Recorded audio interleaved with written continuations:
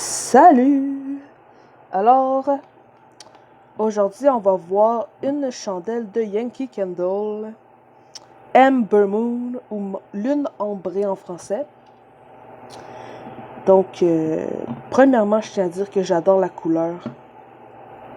Ici, on peut voir la différence parce que je l'ai brûlée jusqu'ici à peu près. Donc, tout ça a fondu dans le fond, puis ça l'a altéré un petit peu la couleur. Donc, c'est la plus grande chandelle de Yankee Candle. Alors, l'attrait enchanteur de l'ambre dorée et chaud dans la brise du soir avec l'intrigue supplémentaire du patchouli et du bois de santal. Écoutez, c'est vraiment ça. C'est vraiment une odeur de patchouli et de bois de santal avec de légères notes vanillées. C'est carrément ça, c'est simplement ça. C'est le mélange de ces trois parfums-là.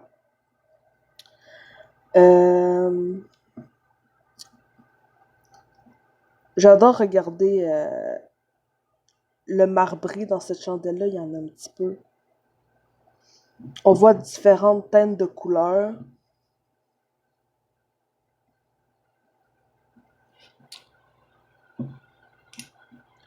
Donc,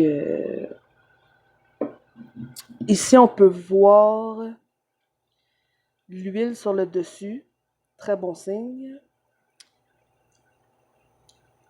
Souvent, ça veut dire que la bougie va être assez parfumée. Sauf que le problème, c'est justement ça. Le problème, c'est que cette bougie, lorsqu'allumée, ne sent pratiquement rien. Je suis extrêmement déçue de ça parce que c'est très étonnant compte tenu. Vous voyez de l'huile ici, là. Tout ici, c'est de l'huile. Je suis extrêmement déçue. Ça sent tellement bon, mais faut être extrêmement proche de la chandelle pour la sentir. Et quand je dis proche, c'est proche comme ça à peu près. C'est très décevant. Surtout, je l'ai fait brûler quand même pendant plusieurs heures pour avoir vraiment ce qu'on appelle en anglais pool. Donc une piscine de cire fondue. La mèche est quand même assez épaisse. Je ne l'ai pas trimée avant de l'allumer. Il y en a qui la triment avant, c'est un choix personnel. Mais moi, j'aime bien commencer avec vraiment une flamme qui est assez forte pour que ça fasse fondre la cire bien comme il faut. Pour avoir, comme je disais, une bonne portion de la cire qui fonde également tout autour pour éviter ce qu'on appelle le tunneling. Je sais pas comment on appelle ça en français, ça doit être tunnel, là, j'imagine. C'est dans le fond, surtout la première fois qu'on brûle une chandelle, c'est très important de la faire brûler plus longtemps et de s'assurer vraiment que tout autour, ça soit fondu. Parce que sinon, qu'est-ce qui arrive, c'est que, admettons que vous la laissez fondre jusqu'ici, admettons, ben là, la deuxième fois que vous allez la rallumer, la faire brûler, ça va pas aller plus loin que le point que vous avez fait brûler la fois précédente. Et vous allez perdre plein de produits, plein de cire. Donc, c'est vraiment important de la faire brûler au complet, tout le tour, pour que ça descende également lors des prochaines brûlures. Sinon, ben évidemment, c'est une chandelle que moi je ferais brûler l'automne.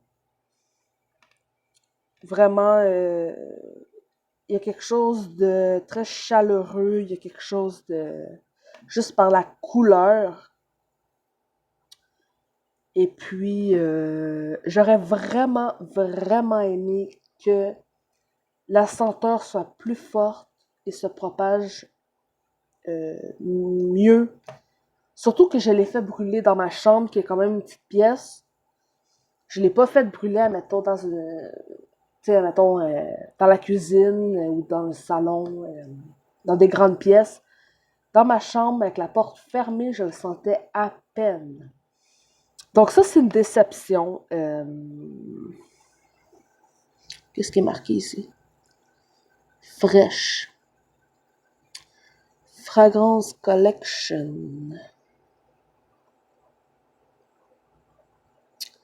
Ouais, alors, est-ce que je la conseille? Vous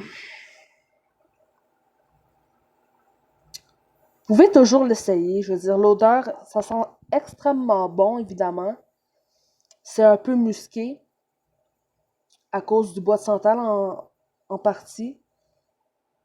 C'est pas sucré comme odeur, pas vraiment. Une petite touche de vanille, mais c'est pas vraiment sucré. Écoutez, essayez-la par vous-même. Prenez un plus petit format au pire.